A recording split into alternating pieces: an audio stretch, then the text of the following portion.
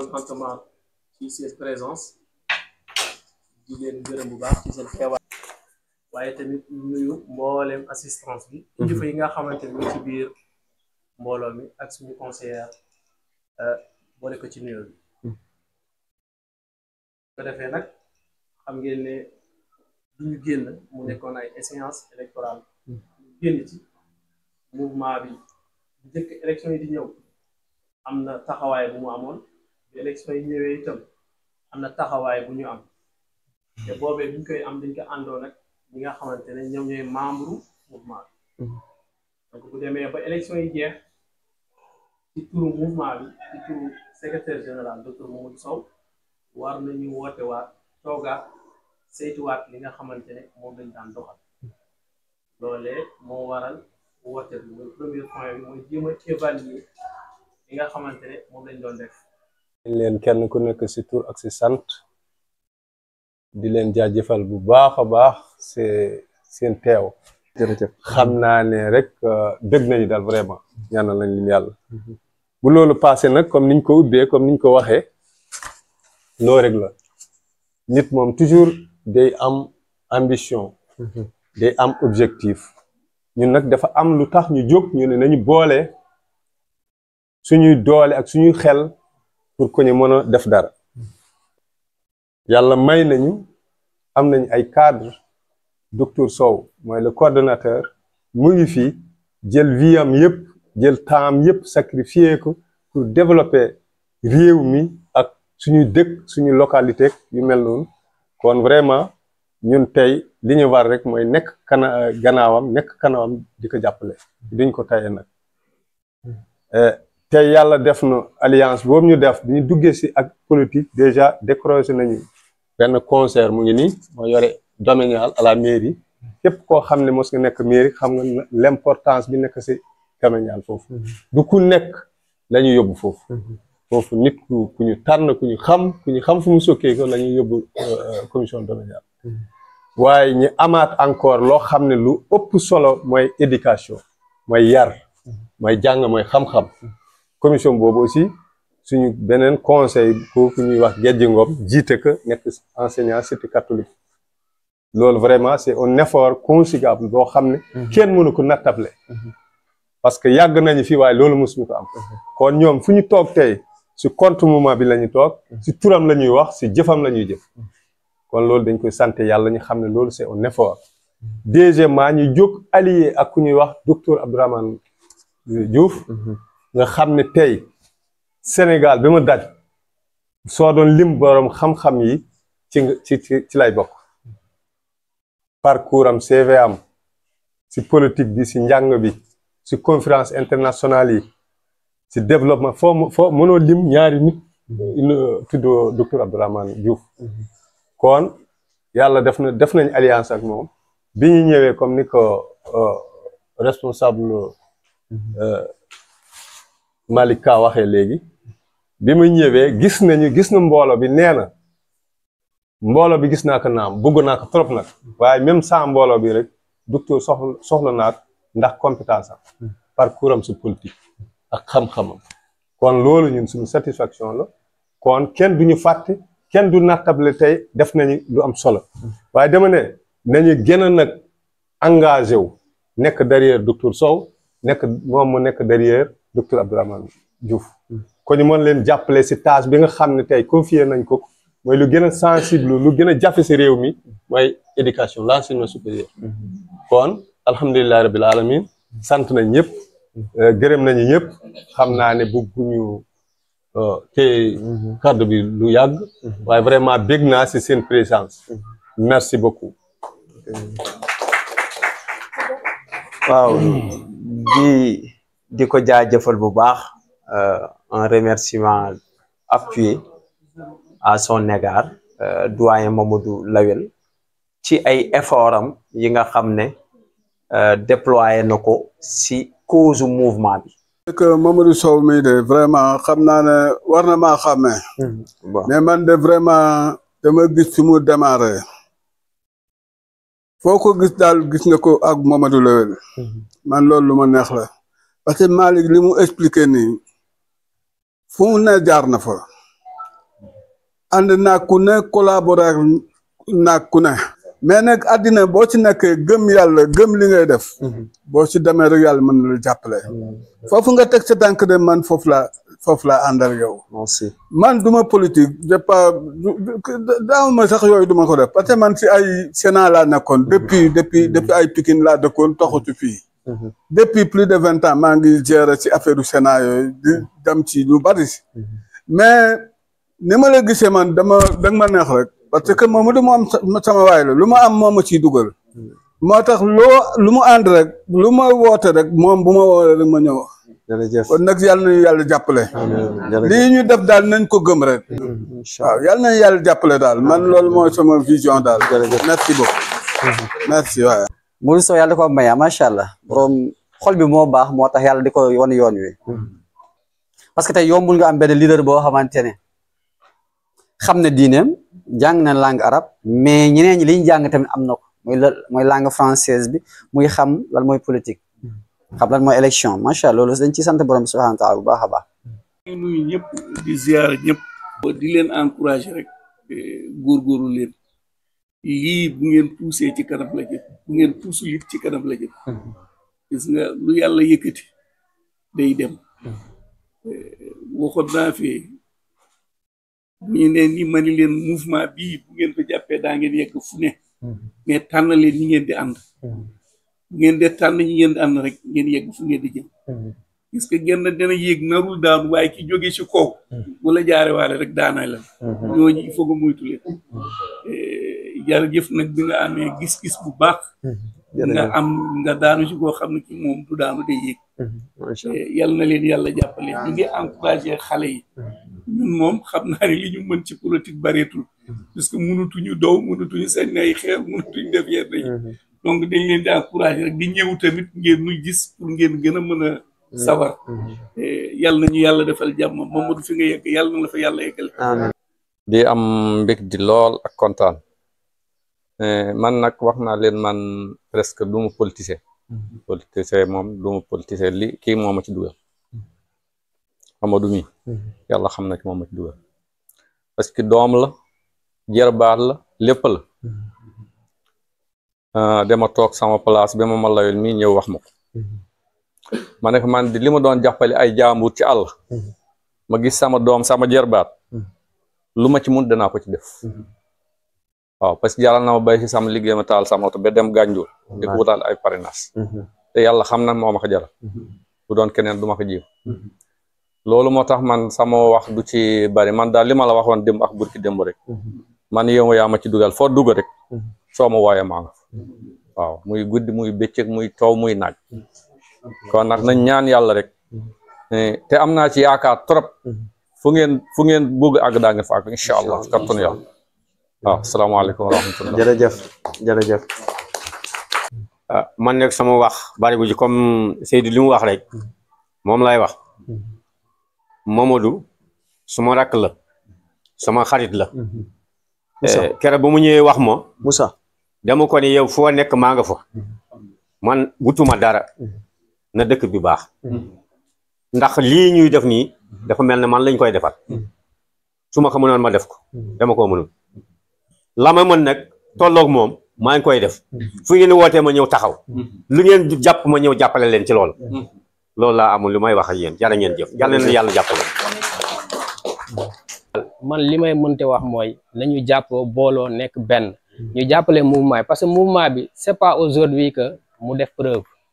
parce que élection locale yi dafa def lu important koo xamante ne musuñu ko xam musuñu ko dégg mu ñëw wane boppam pour la première fois mu ñëw bokk ci conseil des maires cela veut dire que c'est autre chose kon nañu jàppalante te preuve bi aussi mooy que élection présidentielle yi passé wane na ko aussi parce que def nañ preuve gis na suwaawam bu baax dem jàppale ki nga xamante ne war naa mën a nekk dara ci réew mi parce que moom xool na ko ci boppam ba mu choisir ko parce que nit ki aussi ni nga jàppee sa bopp ak ni nga respecté sa bopp ni nga wóoloo sa bopp boo demee bay ànd ak nit rek noonu nga gis ci moom te loolu boo àndeek moom ci loolu dafa mel ni yow lay représenté te loolu yàlla suñu borom aussi du def li nga xamante ne lu dul yoon parce que yàlla dafa juste Salam alaikum, c'est Mamadou Sow, président du mouvement Les Serviteurs de Keur Massar Sud, allié au parti Awalé de Dr Abdourahmane Diouf. Aussi, j'étais candidat lors des élections locales de janvier 2022. Je suis arrivé 6e sur les 6 candidats avec 2 conseillers municipaux. Avec l'ancrage communautaire, parce qu'étant un acteur de développement, dans plusieurs facettes, j'ai un peu un ancrage communautaire qui m'a permis de sortir 6e dans les élections. Aussi, au niveau, pendant les élections législatives, nous avons participé à soutenir une candidature lors des élections législatives de 2022. Aussi, on avait démontré notre force politique ici à Keur Massar. C'est après qu'on a choisi Dr Abdourahmane Diouf, qu'on a noué une alliance politique qui va au-delà de 2024. On a pu être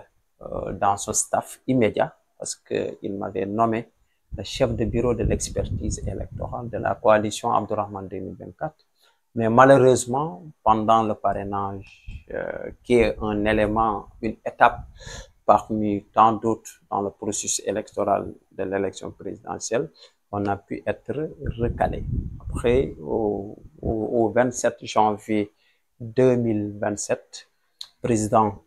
Abdourahmane Diouf, président du parti Awalé, et en tant que président de la coalition Abdourahmane 2024, nous a consulté pour voir comment faire avec l'élection présidentielle, malgré qu'il n'est pas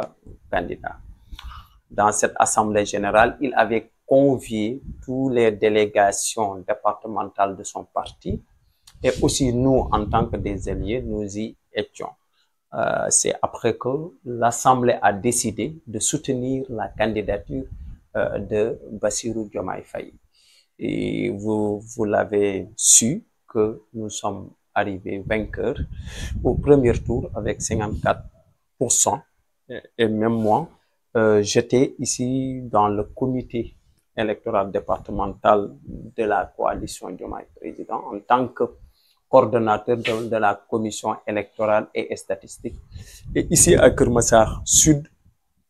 par rapport au département de Keur Massar qui compose 6 communes, la commune de Keur Massar Sud, Bassirou Diomaye a fait 68%. Alors que les autres communes, il a eu moins de 68%. Donc, c'est une immense joie d'avoir ce score pour Bassirou Diomaye et pour Dr Abdourahmane Diouf. À l'occasion de cette assemblée générale aujourd'hui organisée ce samedi 13 avril au siège du mouvement, tous les membres ont décidé de continuer l'alliance avec Dr Abdourahmane Diouf. Et Dr Abdourahmane Diouf, il est dans la coalition Diomaye Président. Nous avons décidé que les décisions du président de parti Awalé vont s'appliquer aux membres du dit mouvement, les serviteurs de Keur Massar Sud. Donc jusqu'à présent, nous cheminons, Inch'Allah, avec Dr Abdourahmane Diouf, parce que vu la considération et la collaboration qu'il a à l'égard du secrétaire général du mouvement, à l'occurrence Mamadou Sow. Oui, concernant mon frère et ami, Mohamed Bilal Diatta, que je salue au passage,